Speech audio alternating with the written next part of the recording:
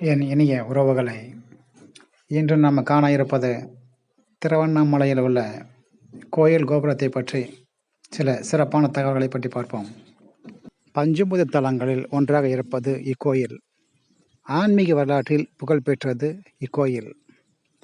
25 acre பரப்பளவில் மிக பிரம்மாண்டமாய் அமைந்துள்ளது இக்கோயில். இக்கோயில் நம்ம திருவண்ணாமலை மாவட்டத்தில் அமைந்துள்ளது. இத்திருக்கோயில் கிபி 16ஆம் நூற்றாண்டில் மன்னர் கிருஷ்ணதேவராயர் என்பவரால் கட்டப்பட்டது.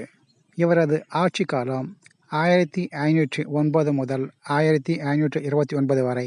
இத்திருக்கோயிலில் 4 திசைகளிலும் கோபுரங்கள் அமைந்து உள்ளன மற்றும் இக்கோயில் உள்ளேயும் சிறிய கோபுரங்கள் அமைந்துள்ளன.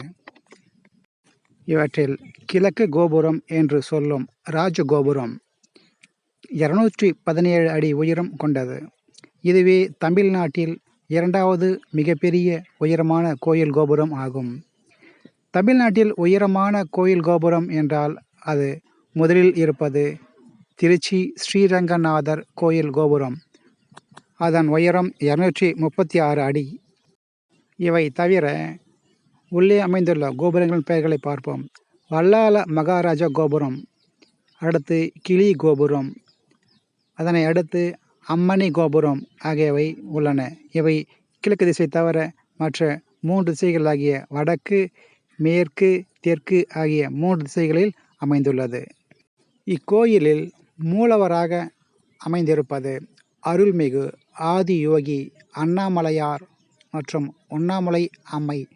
இவர்கள் மூலவராக அமைந்துள்ளனர். இவர்களுடன் இத்திருக்கோயிலில் இடைக்காடர் சித்தர் அவர்களுடைய ஜீவசமாதி அமைந்திருப்பது மிகவும் சிறப்பானது ஒன்று. தினமும் இத்திருக்கோயிலில் பக்தர்களுக்காக காலை 8 மணி முதல் இரவு 10 மணி வரை அன்னதானம் சிறப்பாக நடைபெற்று கொண்டிருக்கின்றது. நேரம் கிடைத்தால் நீங்களும் இத்திருக்கோயிலுக்கு சென்று வாருங்கள். இது தவிர இன்னும் பல அரிய மற்றும் பழமையான கோயில்கள் இத்திருநகரில் அமைந்துள்ளது என்பது சிறப்பான ஒரு செய்தியாகும்.